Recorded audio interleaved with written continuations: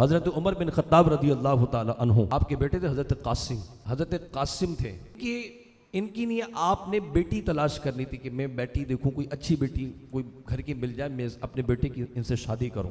اور آپ کو پتہ ہے حضرت عمر بن خطاب رضی اللہ تعالی عنہ کی عادت تھی کہ آپ رات کو مدینے کی گلیوں میں گھما کر کیوں کوئی مددگار مل جائے کہ مدد کر دوں. خلیفۃ المؤمنین ہونے کے ناطے کچھ نیکیاں چھپ کے کرنے کے عادی تھے آپ. رات کی تنہائی میں رات پردہ رکھ دیتی ہیں تو آپ رات کے پردے میں نیکیاں کرنے نکل جاتے تھے. اپنے غلام اسلم کو لیا کپڑا منہ پہ ڈالا چل دیے اللہ اکبر. اور پوچھتے بھی تھے بنا کسی بتائے مدد کر دیتے تو پوچھتے بھی تھے عمر کو جانتے اگر وہ تعریف کرتا تو اللہ کا شکر ادا. اگر کوئی سائل تعریف نہیں کرتا بلکہ اپنے دکھ سناتا تو پھر آپ رات بھر آ کے اس کو تکلیف ہونے کی وجہ سے اپنے آپ کو سزا دیتے تو عمر وہ کیسے رہ گیا عمر بن خطاب رضی اللہ تعالیٰ. ایک مرتبہ ایسے رات مدینے کی گلیوں میں گھوم رہے تھے, کسی کے دروازے کے قریب سے گزرے, ادھر سے خاتون کی آواز باہر کی جانب. عورت یہ کہہ رہی تھی اپنی بیٹی کو, اور وہ دودھ بیچا کرتی تھی کہ بیٹا دودھ بیچنے کا وقت آ رہا ہے اس میں پانی ملا تھوڑا دھندا اچھا ہو جائے گا پیسے مل جائیں گے. اندر سے بیٹی کی بھی آواز آپ نے سنی نہیں اماں حضرت عمر کو پتہ لگا تو سختی کریں گے. تو اس خاتون نے کہا ان کی بیٹی کی والدہ نے کہ عمر کو ابھی کیا خبر. تو بیٹی نے جواب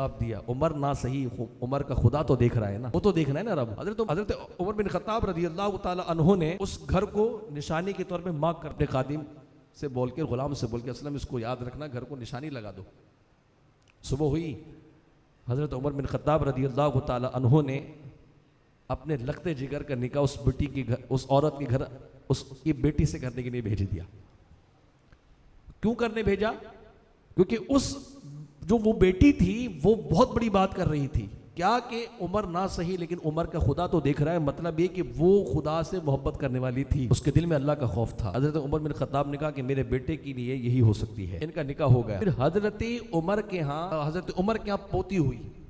ٹھیک ہے, عمر کے یہاں حضرت قاسم کی بیٹی ہوئی اور حضرت قاسم کی جو بیٹی تھی نا ان کے جو بیٹے ہوئے عمر بن عبدالعزیز تھے. حضرت عمر بن عبدالعزیز کو پتہ ہے مسلمانوں کے خلیفہ ہیں, اور حضرت عمر بن عبدالعزیز کا زمانہ اتنا بہترین زمانہ تھا کہ لوگ ان کے دور خلافت کو حضرت عمر بن خطاب کے دور خلافت سے تشبیہ دیتے. یہ عمر ثانی تھے, ان کی خلافت ثانی حضرت عمر تھی. اتنے حضرت عمر بن عبدالعزیز خدا ترس خلیفہ بننے سے پہلے جاہو جلال تھا, خلافت کے بعد مخلوق کے لیے اللہ کی رضا کے لیے سب کچھ چھوڑ دیا تھا, پیدل سفر کرتے تھے. ایک زمانہ تو یہ آ گیا تھا حضرت عمر بن عبدالعزیز کے بعد صرف ایک ہی جوڑا ہوتا تھا پہننے چھپانے کے لیے, ایک ہی جوڑا, وہ حضرت عمر بن عبدالعزیز رضی اللہ تعالیٰ عنہ. یہ ان کے بیٹے تھے جو حضرت قاسم کی بیٹی تھی ان کے, اور حضرت قاسم کی جو بیٹی تھی حضرت عمر بن خطاب کی پوتی تھی. لگا ماں باپ کی نیکیاں اولاد تک پہنچتی ہیں. باپ اچھے ہوں تو اولاد کو بھی, ماں باپ اچھے اخلاق کے ہوں تو ان کے ذریعے اولاد کو بھی اچھے اخلاق ملتے ہیں.